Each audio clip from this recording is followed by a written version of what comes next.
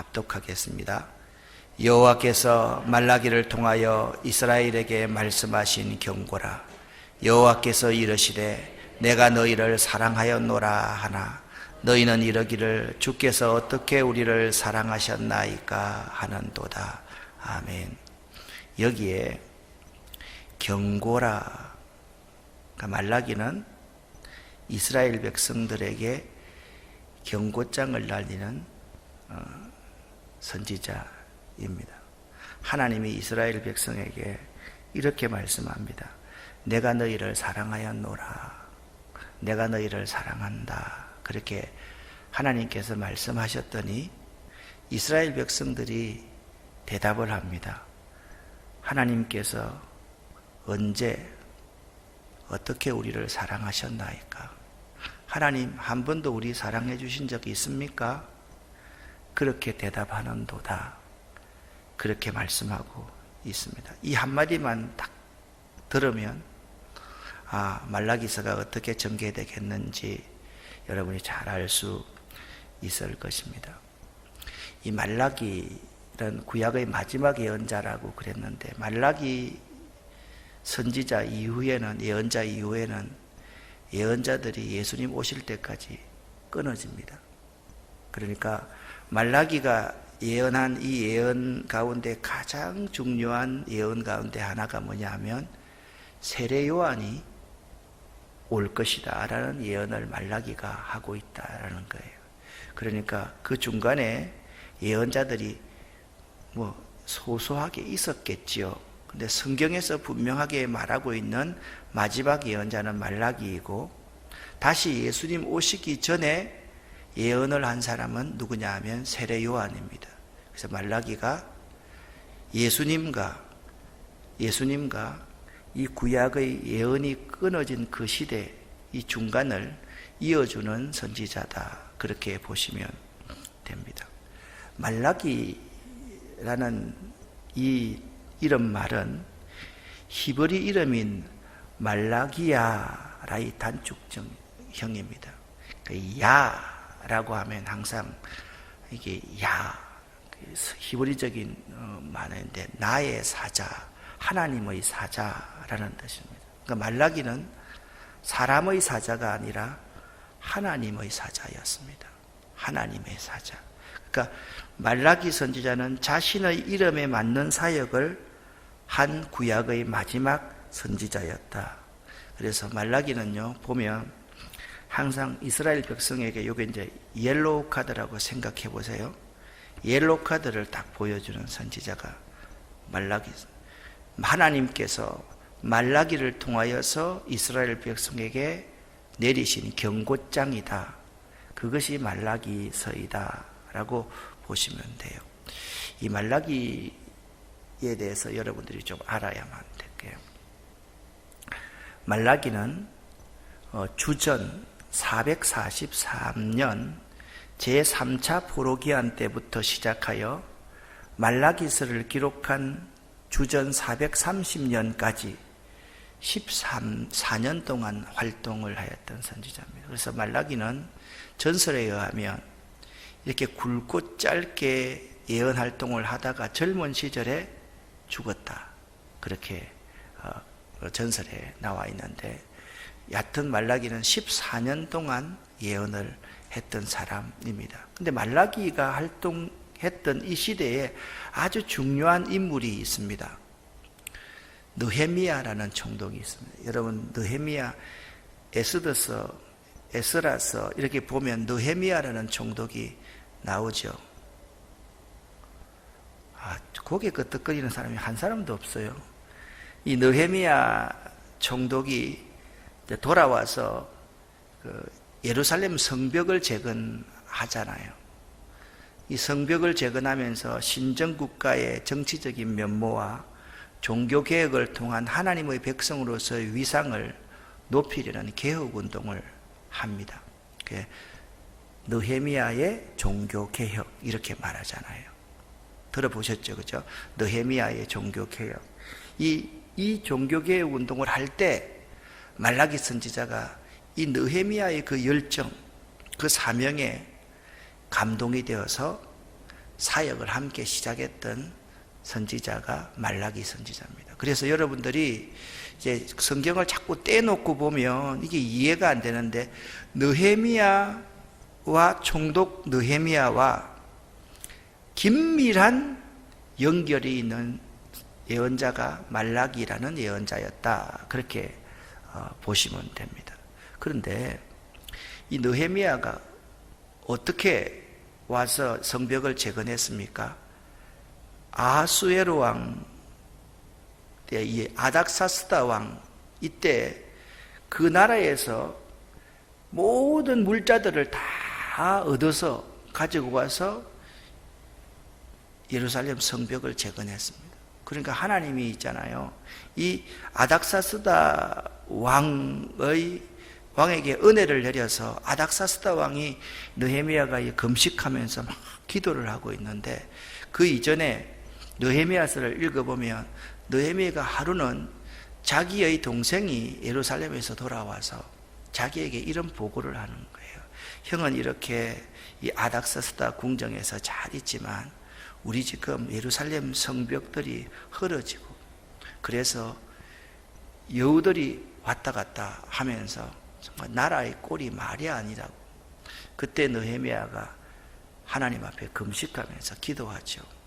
금식하면서 이제 아닥사스다 왕 앞으로 나아가니까, 아닥사스다 왕이 평소에 이 느헤미야라는 사람을 볼 때, 야, 진짜 맑고 밝은 얼굴이었는데 얼굴이 수척하고 그런 거예요. 그래서 무슨 일이 있느냐라고 했더니 이 느헤미야가 여차여차해서 이런 일이 있습니다 라고 하니까 아닥사스다 왕이 다 도와주겠다는 거예요.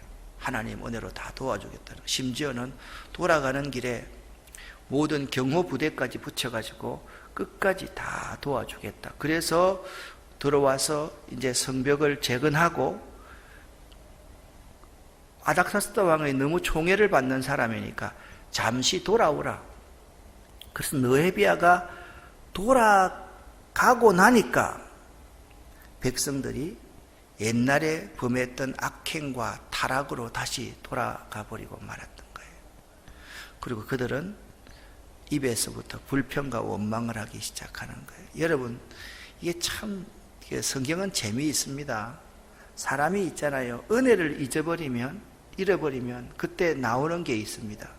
뭐가는 불평하고 원망하는 말이 나옵니다. 이스라엘 백성들이 출애굽했잖아요. 그러니까 출애굽이 은혜예요, 은혜 아니에요? 진짜 은혜잖아요. 어떻게 세상에서 최강의 파라오가 이스라엘 백성들을 놓아준다는 말입니까? 이스라엘 백성들이 장정만 60만 명인데 60만 명을 노동을 해서 먹어도 자기한테 엄청난 유익이 있는데 어떻게 그들을 놓아줍니까?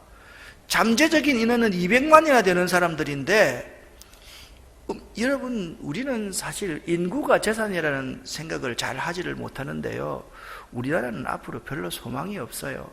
왜냐하면 젊은 분들이 애를 안 낳으니까. 인구가 없으면요, 나중에는 나라의 꼴이 말이 안 되게 되어갈 수밖에 없는 거예요. 그런데 이스라엘 백성들은요, 아무리 애기 낳지 말라 그래도 이 생육하고 번성하는 민족이었단 말입니다. 그걸 낳아준다는 거예요. 그거는 사실 어떻게 보면 정치적으로는 말이 안 되는 판단을 파라오가 한 거예요. 그런데 그 은혜를 잊어버리니까 광야에 나와서 어떻게 합니까? 애굽의 떡가마와 고깃국이 그립다라고 하면서 원망하고 불평하는 거잖아요.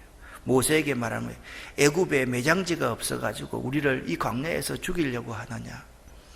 사실 이스라엘 백성들이나 여기에 포로기한하는 느헤미야나 가만히 보면요, 우리들하고 저와 여러분들하고 똑같아요. 조금 텐션, 긴장이 있고 조금 은혜가 있을 때는 할렐루야 아멘하고 살 것 같다가 지도자가 조금만 없고 그러면 다시 옛날의 모습으로 돌아가 버리는 것이 우리의 모습이고, 우리의 입에는 항상 원망과 불평을 하기 시작합니다. 이때 여러분 꼭 알아야 될, 방해꾼들이 두 사람이 있습니다. 그 누구냐 하면 호른 사람 산발락과 암몬 사람 도비야라는 사람입니다. 한번 따라합시다. 호른 사람 산발락, 암몬 사람 도비야. 그러니까 이 산발락과 도비야라는 두 사람을 여러분 모르면 안 돼요. 느헤미야서를 볼 때, 에스라서를 볼 때, 그리고 말라기서를 볼 때 산발락과 도비야라는 인물을 모르면 안 된다. 산발락은 어떤 사람인가 하면 유대인입니다. 유대인으로서 유대 사람을 팔아먹고 바벨론에 빌부터 사는 매국노가 산발락이에요. 그러니까 상당히 우리 이완용 이상으로 엄청난 권력을 가지고 있는 사람입니다. 그러니까 자기 기득권이 빼앗기려고 그러니까 이 산발락이 느헤미야의 종교개혁을 엄청나게 방해하는 거예요. 느헤미야서를 읽어보면요, 이 사람들이 해유했다가 협박했다가 죽이겠다고 했다가 실제로 침해왔다가 그런 일들을 많이 합니다. 또 한 사람은 도비야입니다. 이 사람은 이방 암몬 족속 사람으로서 사마리아 지역에 대한 통치권을 얻어가지고 바벨론의 하수인이 되어 있었던 사람입니다. 여러분 이제 성경을 이렇게 딱 보면 그 지도를 여러분들이 좀 잘 알아야 돼요. 지도를 모르면 안 돼요. 이스라엘 백성들이 바벨론으로 포로로 잡혀가서 돌아오는 것이 3번에 걸쳐서 돌아옵니다. 1차 기한이 있습니다. 1차 기한.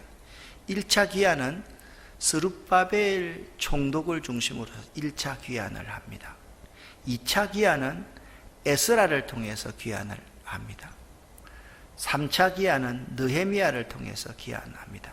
따라합시다. 스룹바벨, 에스라, 느헤미야. 그러니까 1, 2, 3차에 걸쳐서 하나님이 바벨론의 포로로 잡혀갔던 사람들이 돌아와가지고 예루살렘 성전을 짓고 또 성벽을 회복하고 하는 그런 일을 하는데 스룹바벨, 에스라, 느헤미야 요 세 사람을 여러분들이 잘 기억을 해야 돼요. 자, 1차 기한의 주도자는 누구라고요? 스룹바벨. 이때 스룹바벨 성전이 지어지잖아요. 예루살렘 성전이 3번 지어집니다. 첫 번째는 솔로몬 성전, 두 번째는 스룹바벨 성전, 세 번째는 헤롯 성전. 이 3번이 걸쳐 지어지고 이 헤롯 성전이 주 70년에 이제 무너지게 되는 거죠. 주 70년이 굉장히 제가 중요하다라고 몇 번씩이나 말했습니다. 따라합시다. 솔로몬 성전, 스룹바벨 성전, 헤롯 성전. 잊어버려도 괜찮아요. 몰라도 돼. 일단 3번에 걸쳐서 성전이 지어졌다. 그만 알아두시면, 솔로몬은 알잖아요. 오늘 이제 스룹바벨 성전. 헤롯이 유대인들의 환심을 사기 위해서 예수님 시대에 지었던 성전이 헤롯 성전이다. 그렇게 생각하시면 돼요. 그러니까 1차 포로기한 때 돌아온 사람의 대표적인 지도자가 스룹바벨 총독입니다.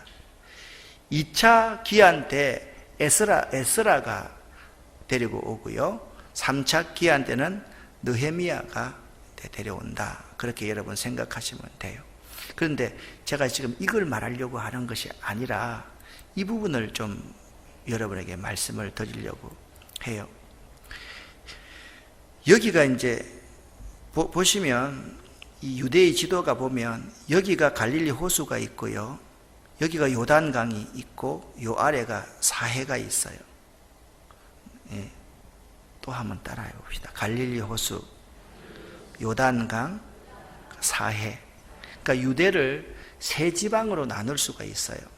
제일 먼저 보면 여기가 뭐냐면 유다지방, 유대지방, 유다지방. 중간을 사마리아 지방, 요 위를 갈릴리 지방이라고 그렇게 말을 합니다. 따라합시다. 유대지방, 사마리아 지방, 갈릴리 지방.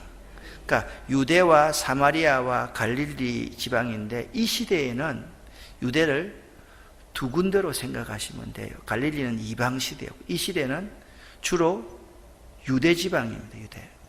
그러니까 이제 여러분 여기에서 보시면 이 유대를 거의 장악하고 있었던, 바벨론에게 위탁받아서 장악하고 있었던 사람이 산발랏이라는 사람이라고 생각하면 되고, 암몬 사람 도비아라는 사람은 여기 사마리아를 장악하고 있었던 사람이라고 생각하면 돼요.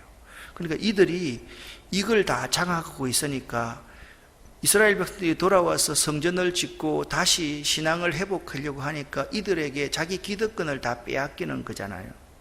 그러니까 이들이 목숨을 걸고 방해를 했다. 그래서 여러분들이 이 두 사람의 인물을 꼭 오늘은 명심을 해야 됩니다. 호론 사람 산발랏, 이 사람은 유대인이면서 매국노 역할을 하는 사람이고, 그 다음에 암몬 사람 도비야, 이 두 사람을 여러분들이 기억하는데, 왜 이제 호론 사람 산발랏이 중요한가 하면, 호론 사람 산발랏이 있잖아요. 이게 부귀와 영화와 건세를 가지고 있으니까, 여기 느헤미야가 돌아갔을 때 이스라엘 백성들이 가장 큰 죄가 뭐냐 하면 결혼을 잘못하는 거거든요. 그런데 산발랏의 사위가 되려고 하는 사람들이 줄을 섰어요. 우리로 말하면 일제시대에 매국노 집안의 사위가 되려고 하는 사람이 줄을 섰단 말입니다. 그리고 부모들도 어떻게 하면 출세해 볼까 해서 그들과 결혼을 시키려는 부모님이 줄을 섰다. 그것이 참 심각한 문제였다라는 사실을 알 수가 있는 거죠. 이 이스라엘 백성들이요, 이제 1차 기한은 누구를 통해서 왔다 그랬습니까? 스룹바벨 총독을 통해서 왔고, 2차는요 에스라를 통해서 왔고, 3차는 느헤미야를 통해서 왔다 그랬습니다. 1, 2, 3차에 걸쳐서 돌아와서 성전을 건축하고 성벽을 재건하다 보니까 그들이 잘못된 생각을 하고 있었습니다. 우리랑 비슷합니다. 어떤 잘못된 생각을 하고 있는가 하면 이렇습니다. 같이 한번 읽어볼까요? 성전과 성벽을 다 지었으니 다윗과 솔로몬 시대처럼 번성할 거라고 생각했다. 하지만 그들의 기대와는 달리 나라가 회복되지 않고 여전히 어려움이 많자 원망과 불평하며 세상과 타협하기 시작했던 것이다. 아멘. 여러분, 혹시나 내가 주일 성수 잘 하니까 이제 복을 받을 거다, 이렇게 생각을 했는데, 믿고 왔는데 주일 성수도 잘하는데 자꾸 일이 꼬인다, 이렇게 하면 불평하고 원망하지 않습니까? 목사님이 11조 하면 너희 국간을 채워준다 그랬는데 11조를 열심히 하는데 자꾸 돈이 꼬여, 경제가 꼬여. 하나님 안 계신 거 아닌가 말이야. 그러면서 원망과 불평한 적이 없습니까? 이스라엘 백성들의 모습이 그랬습니다. 돌아와서 성전을 다시 짓고 그러면 우리가 다시 좋아질 거다라는 생각을 해요. 여기서 그들의 모순이 뭐냐면, 성전을 짓는 것이 중요합니까? 성전 안에서 신앙생활을 바로 하는 것이 중요합니까? 여러분, 답은 나오잖아요. 그렇죠? 성전은 지었는데 날마다 세상 사람과 타협하기를 바라고 그들 스스로에게 믿음이 없어. 그런데 하나님이 그들을 어떻게 축복해 주시겠냔 말입니다. 그들은 이 두 가지를 잃어버리고 있었습니다. 첫 번째는 같이 한번 읽어봅시다. 하나님의 약속을 믿는 마음과 소망을 잃어버렸다. 그러니까 그들은요, 하나님의 약속을 믿는 마음과 소망을 잃어버린 거예요. 또 한 가지는 같이 읽습니다. 심지어 자신들을 향한 하나님의 사랑마저도 의심하기 시작했다. 그 1장 2절을 읽었잖아요. 내가 너희를 정말 사랑한다. 그랬더니 하나님, 언제 우리를 사랑했습니까? 어떻게 우리를 사랑했습니까? 우리가 이렇게 비참하게 있는데 그것이 하나님의 사랑이라고 생각하십니까? 그들 스스로는 하나님께 반문하면서 하나님께 대어들기 시작했다라는 거예요. 여러분, 오늘 말라기서를 공부하면서 여러분과 제가 주일날 성가대 봉사도 하고 교회학교 봉사도 하고 교회 청소도 하고 교회 봉사도 다 하고 목장 모임도 잘 모이고 새벽 기도에도 한 번씩 나오고, 하나님, 저 이만하면 됐죠? 어때요? 이만하면 됐을 것 같아요. 여러분과 제가 목사로 이렇게 봉사 열심히 하는데요. 새벽기도 1, 2부 다 하고요. 오늘도 하루 종일 갔어요. 또 노가다 하고 돌아와서 성경 설교 준비하고요. 또 내일 새벽기도 준비할 거고요. 이렇게 한다고 해서 이 하는 이 자체가 중요합니까? 이거 하나도 중요하지 않아요. 하나도 중요하지 않다라는 이 극단적인 표현을 쓰는 것은 이것보다 훨씬 중요한 게 있다는 거예요. 하나님이 말씀하셨으면 그 하나님의 약속의 말씀을 내가 그대로 믿고 있느냐? 아무리 어려워도 나에게 소망의 인내가 있느냐? 나는 하나님의 사랑받는 존재라는 사실을 깨닫고 있느냐? 이게 매우 중요한 겁니다. 하나님이 어떤 상황 가운데서도 하나님이 나를 사랑한다, 그 마음이 있으면요 흔들리지 않아요. 불평하고 원망하지 않아요. 어떤 상황 가운데서도 하나님이 나에게 약속하신 그 약속을 굳게 붙잡으면요 흔들리지 않아요. 희망을 잃지 않으면요 흔들리지 않아요. 그런데 그들은요 이걸 잊어버린 거예요. 여러분 혹시나 이 시간 신앙생활 오래 했지 않아요? 부모로부터 믿었잖아요. 얼마나 여러분 남편과 함께 신앙생활 잘하고 아내랑 신앙생활 잘하잖아요. 그런데 말입니다. 하나님이 여러분에게 약속하신 약속의 말씀, 그 말씀을 확실하게 믿습니까? 여러분 소망이 있습니까? 꿈이 있습니까? 그냥 되는 대로 살아가는 거 아닙니까? 여러분의 꿈과 여러분의 소망이 그냥 우리 가정 잘 이루면서 살아가겠다 그 정도 되지 않습니까? 여러분이 정말 내가 하나님의 사랑을 받고 있는 존재다, 어떤 상황에 있다 할지라도 그럼에도 불구하고 하나님은 나를 사랑한다, 그 사실을 내가 믿고 있느냐는 거예요. 내가 지금 병들었어요. 하나님 왜 나를 이렇게 버리십니까? 라고 생각하고 있지 않습니까? 내 일이 좀 꼬입니다. 하나님 왜 이렇게 하시는 겁니까? 라고 생각하고 있지 않습니까? 이스라엘 백성들의 모습이 그런 모습이라는 거예요. 성전 짓고 성벽 보수하고 그러면 잘 될 거야. 설마 잘 되겠지. 예수님이 12살 때 있잖아요.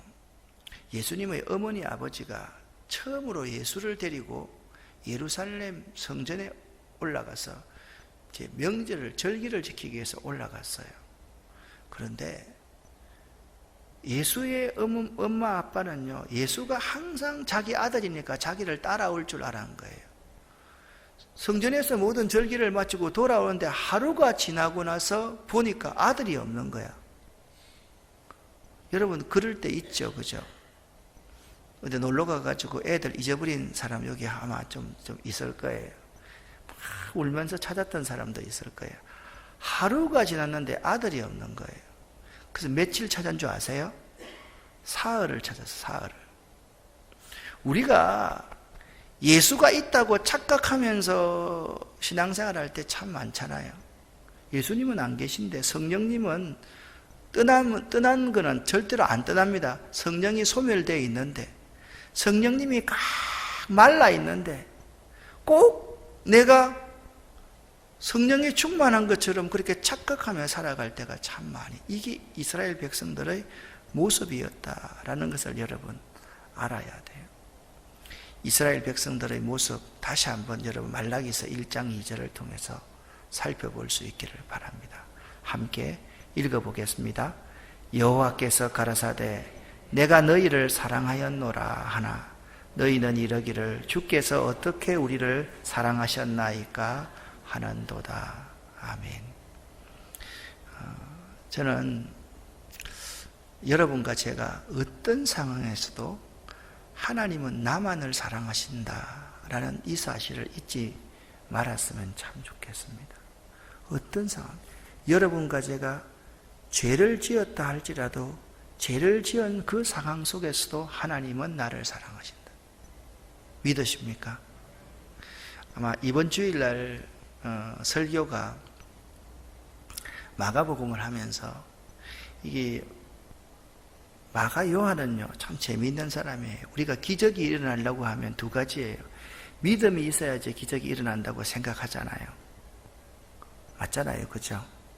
그런데 마가 요한은요, 믿음이 없어도 기적이 일어날 수 있다고 성경에서 가르쳐요. 어떻게 하면 기적이 일어날 수 있느냐? 내가 믿음이 하나도 없어도 주님께서 나를 긍휼히 여겨주시면, 민망히 여겨주시면, 불쌍히 여겨주시면 기적이 일어난다라고 말하고 있어요. 그러니까 우리는 그걸 알아야 돼요. 우리는 꼭 보면 믿음이 좋아야지만이 대단한 일이 일어날 줄 생각하는데, 나에게 믿음이 하나도 없고 내가 꽉 메말라 있을 때 주님이 우리의 모습을 보시고 우리를 불쌍히 여겨주시고 우리를 사랑해서 기적을 일으킬 때가 훨씬 더 많다라는 거죠. 이걸 여러분과 제가 알아야 돼요. 그래서 어떤 상황이든지 하나님이 나를 사랑하신다라는 사실을 믿을 수가 있어야 돼요. 그러면 이 말라기서를 오늘 시작하는데요, 말라기가 했던 사역이 세 가지가 있어요. 이 세 가지만 여러분 오늘 머릿속에 넣어두신다면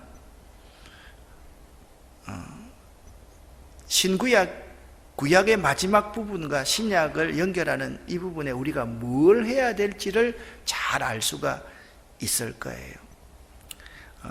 그러니까 마지막 시대에 우리가 해야 될 것, 이 세 가지를 있잖아요.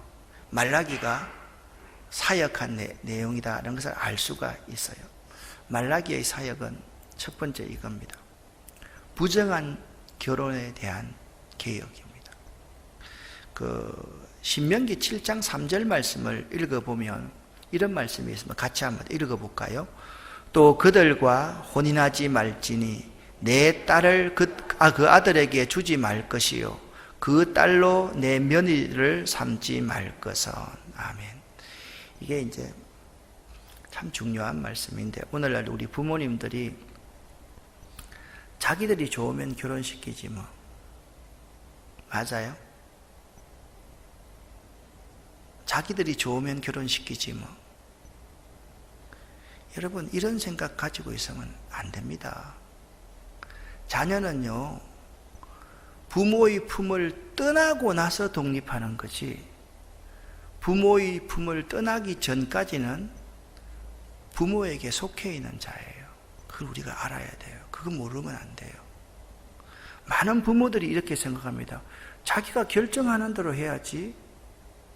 그것이 아무리 옳다 하더라도 부모를 통해서 나가야 되는 것이, 그게 성경적인 원리라는 것을 알아야 돼요.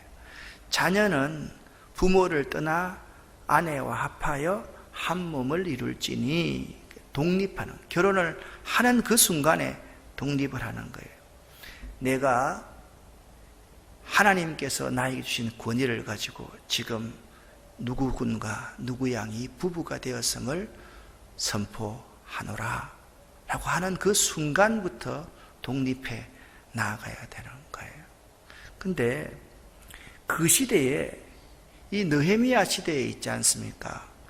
그들의 결혼은 세 가지 부류였습니다. 오늘도 또 마찬가지입니다. 첫 번째는 산발랏의 자녀와 결혼하려는 사람이 있습니다. 산발랏이라는 사람은 유대인이면서 유대인들의 피를 빨아먹는 사람입니다. 악한 사람입니다. 그런데 권력이 있고 돈은 있는 사람입니다. 이런 사람과 결혼하려는 사람이 있어요. 실제로 여러분 느헤미야서를 읽어보면요, 나중에 7장 이후에 가면 느헤미야가 하루는 깜짝 놀랍니다. 보니까 이 산발랏이 있잖아요, 성전의 곳간을 차지하고 있는 거예요. 재정부장이 되어 있는 거예요. 다 해먹는 거예요. 느헤미야가 막 화가 나서 산발랏을 내쫓아버리면서 크게 대노합니다. 왜? 그 시대의 제사장들이 산발랏의 딸을 취하기를 원하여서 그들 스스로가 그 권력과 그 돈을 누리기를 원했기 때문에 그래요. 또 한 가지는요, 도비아의 자녀와 결혼하는 사람이 있어요. 이 사람들은 이방 사람이면서 우리네 유대인들의 피를 빨아먹고 사는 사람들이에요. 마지막 이방 사람들과 결혼하는 사람이 있다라는 거예요. 여러분들이 결혼이라는 것을 단순하게 결혼 한 가지만을 생각하지 마시기를 바랍니다. 우리가 이 세상과 타협해가는 이 세 가지가 있다라는 거예요. 믿음이 있는 척 하면서 신앙은 없고 어찌하든지 신앙을 이용해서 자기들의 이익을 챙기려는 사람들이 있다라는 거예요. 그런 사람과 결혼하려는 사람이 있어요. 너 요즘 나는 참 이상한 거 많이 봐요. 예수 믿는 사람들도 가문을 봐야 된대요. 맞아요? 가문이 뭐냐 내가 물어봤더니 목사, 장로, 최소한 뭐 그렇게 돼야 된다네요. 말도 없는 말을 하고 있어요. 사람들이 정말 말도 없는 말을 하고 있어요. 그 자매가 믿음이 좋으냐, 그 형제가 믿음이 좋으냐, 그게 굉장히 중요하잖아요. 그게 첫 번이에요, 첫 번. 그 가문은 뒤에요. 자기가 믿음이 좋으면 되지, 가문은 좋으면 더 좋지만, 가문이 뭐 필요해요? 그 당사자가 진짜 믿음의 사람인가가 가장 중요한 거예요. 두 번째는 있잖아요. 이방의 가치관을 가진 사람과 결혼하는 거예요. 세상의 가치관을 가진 사람과 결혼하는 거예요. 돈밖에 모르고 사람밖에 모르는 사람과 실제적으로 결혼하면서 부모님들 직장이 뭐냐고, 어느 대학 나누냐고, 그거 제일 먼저 물어보잖아요. 여러분, 중요한 것 같지요. 그런데 그것이 전부가 되면요, 도비아의 자녀와 결혼하는 사람과 똑같아요. 세 번째, 뭐 결혼을 너무 쉽게 생각해요. 세상 사람들과 그냥 하는 거 아무렇지도 않게 생각해요. 말라기는 가장 중요한 것이 영의 문제다, 신앙의 문제라고 생각하고 있는 사람이에요. 여기 결혼이라는 것이 뭡니까? 한 영적인 사람과 한 신앙의 사람이 서로 만나는 것을 결혼이라고 생각하기 때문에 그래요. 두 번째, 이건 이제 구체적으로 앞으로 설명할 기회가 많기 때문에 두 번째 말라기의 사역은 이겁니다. 하나님께 드릴 성물에 관한 것에 대해서 말라기가 사역하고 있어요. 성물. 말라기서 3장 8절 말씀을 같이 한번 읽어볼까요? 이거 11조에 대한 부분인데 이게 11조만 관계되는 부분이 아니에요. 같이 한번 읽읍시다. 사람이 어찌 하나님의 것을 도둑질하겠느냐? 그러나 너희는 나의 것을 도둑질하고도 말하기를 우리가 어떻게 주의 것을 도둑질하였나이까 하는도다. 이는 곧 11조와 헌물이라. 아멘. 여기 하나님의 것을 도둑질한다 라고 이렇게 말을 할 때 레위기서 27장 30절 말씀을 잘 한번 읽어봐야 돼요. 제가 읽을게요.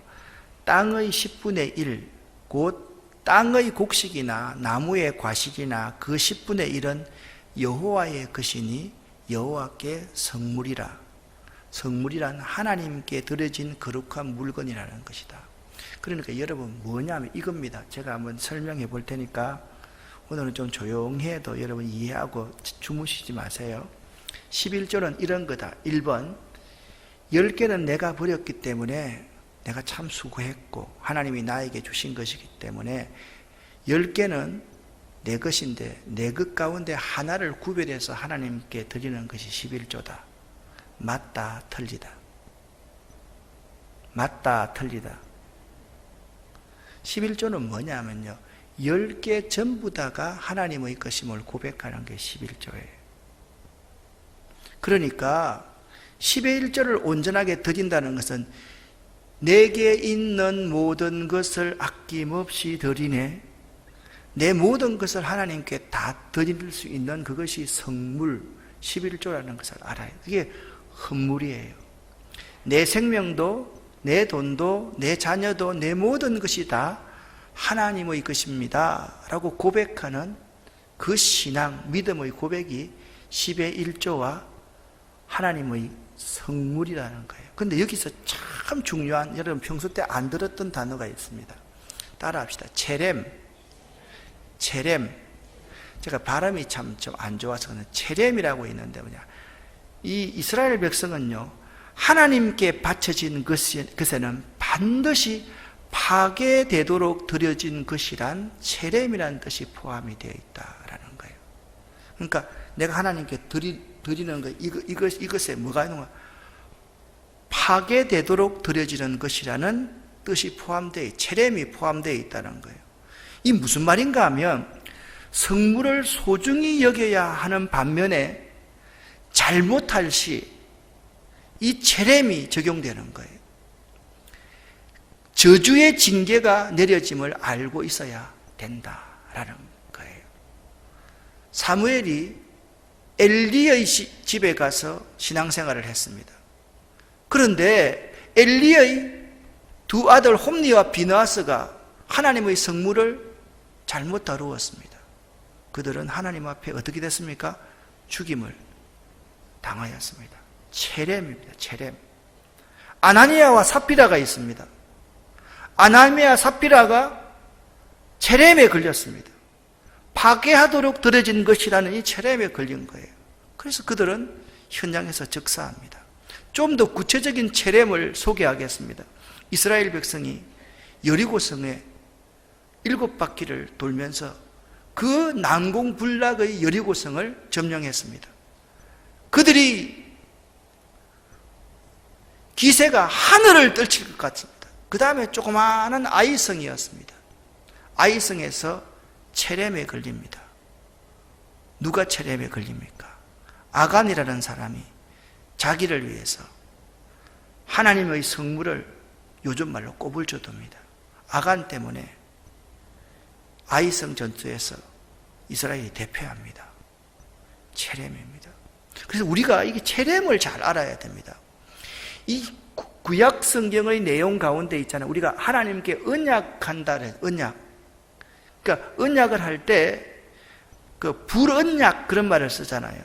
근데 구약 성경의 그 신앙인들을 가만히 보면 하나님이 우리와 언약을 할 때 이게 불이 이렇게 탁 지나간다라고 그들은 믿고 실제로 그랬어요.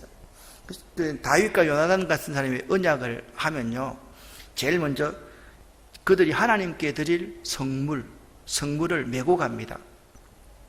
메고 가서 제단에다가 이 성물을 얹어요. 그리고 그 성물을 잡습니다. 잡고 나서 딱 잡고 깨끗하게 만들어 놓고 나서 어떻게 날카로운 칼을 가지고 정수리부터 발끝까지 쪼갭니다. 이 브리트 이렇게 쪼갠다라는 거예요. 만약 당신과 나의 언약을 당신이 어긴다면 이 성물처럼 당신은 쪼개임을 당할 것입니다. 그 뜻이 브리트라는 뜻입니다. 그리고 이 성물이라는 말은 매우 무섭습니다. 여러분과 제가 단순하게 11조와 헌물이다 이 정도만 생각해서는 안 되고, 우리가 모를 때 그냥 안 드리고 하는 것은 참 중요합니다. 그런 괜찮습니다. 그런데 오늘날 많은 젊은이들 중에서 있잖아요, 11조를 가지고 장난하는 사람들 참 많습니다. 11조 가지고 자기가 구제할 때 보내고 이렇게 보내고 그리고 나중에 그 받는 사람들은 11조를 받으니까, 돈을 받으니까 이분을 너무 고맙게 생각하는 거예요. 그게 하나님이 취할 영광을 사람이 취하는 거거든요. 그럴 때 체렘이 적용될 수도 있다는 두려움을 여러분들 가져야 됩니다. 체렘이라는 뜻이 뭐라고요? 파괴되도록 드려진 것이다 라는 의미입니다. 그렇기 때문에 우리는 이 성물을 소중히 여겨야 됩니다. 소중히 드릴 수 있어야만 됩니다. 잘못하면 저주의 징계가 내릴 수 있다라는 사실을 꼭 여러분 기억하기를 바랍니다. 그래서 말라기에서는 이렇게 말합니다. 성물을 드리지 않는 것은 도둑질하는 것이므로 하나님의 저주가 임하거니와 온전한 11조는 하늘의 문을 열어 복을 쌓을 곳이 없도록 부어주신다. 할렐루야. 그렇게 말씀하고 있습니다. 여러분 혹시나 아직까지 여러분 가정사정 때문에 온전한 11조를 못 드리는 그런 분들은 이런 것 때문에 마음에 거리낌을 가지라는 게 아닙니다. 그 시대의 이스라엘 백성들의 모습이 그런 모습이었다라는 겁니다. 우리도 이 체렘을 항상 기억하고 있어야 된다는 거예요. 하나님께서 파괴하도록 들어진 것이, 하나님께 바쳐진 것에는 반드시 체렘이 포함되어 있다라는 점을 말라기는 이스라엘 백성들에게 정확하게 가르치고 있다라는 사실을 알아야만 됩니다. 마지막 한 가지, 말라기의 사역입니다. 굉장히 중요한 겁니다. 신약 시대에 문을 여는 세례 요한에 대한 예언을 합니다. 자, 세례 요한에 대한 예언을 한다는 것은 누구에 대한 예언을 한다는 겁니까? 예수 그리스도에 대한 예언을 한다는 거예요. 그래서 말라기서 3장 1절, 말라기서 4장 5절 6절은 매우 중요합니다. 3장 1절을 여러분과 제가 함께 읽어보겠습니다. 만군의 여호와가 이르노라, 보라, 내가 내 사자를 보내리니 그가 내 앞에서 길을 준비할 것이요 또 너희가 구하는 바 주가 갑자기 그의 성전에 임하시리니 곧 너희가 사모하는 바 언약의 사자가 임하실 것이라. 아멘. 여러분 정말 저는 옛날에 이 말라기서 3장 1절을 읽으면서 머리에 뭔가 빛이 들어오는 느낌 같은 느낌을 받았어요.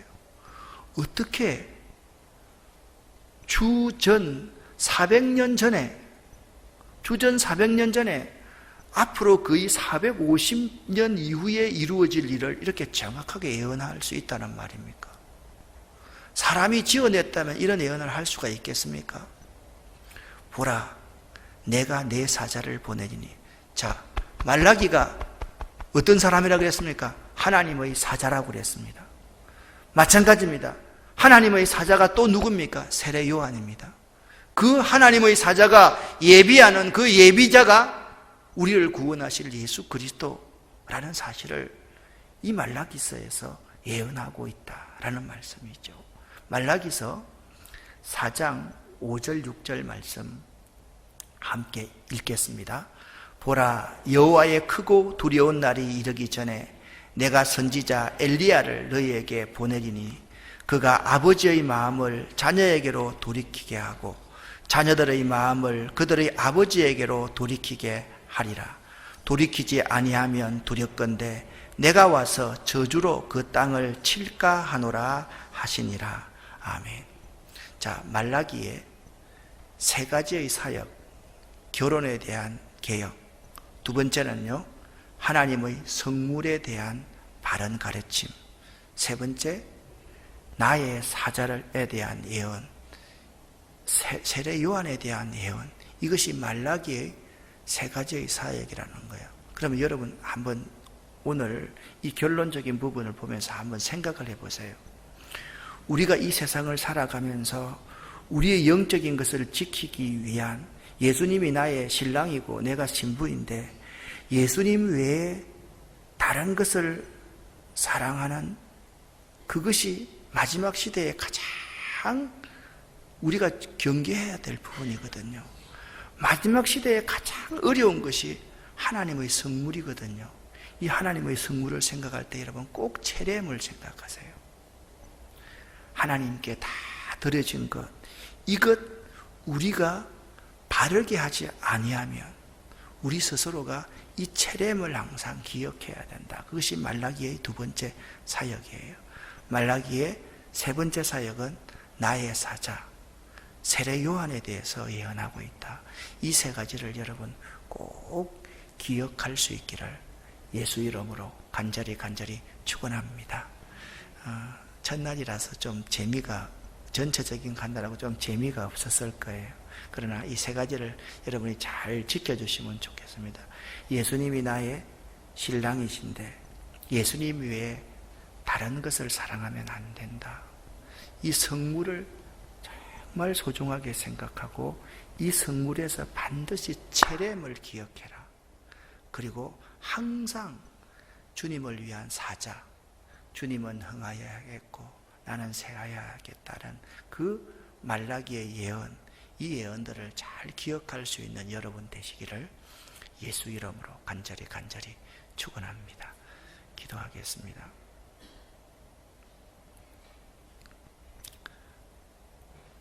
하나님 아버지,